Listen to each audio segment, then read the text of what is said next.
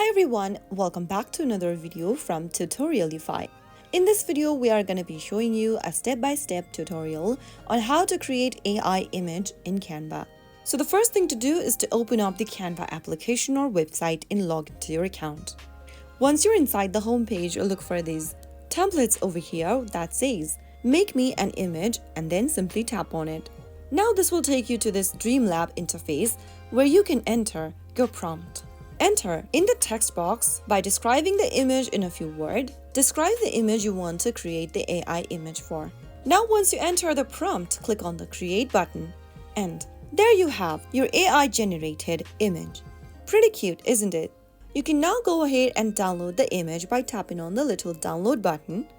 And the image will be downloaded onto your device. Simply tap on Save Image or share it with your friends according to your preference. And there you have it. That's how you create AI images in the Canva platform. I hope you found the video to be helpful.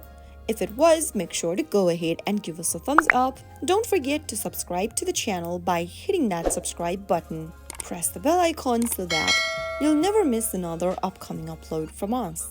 I will be back again in the next episode. Thank you for watching.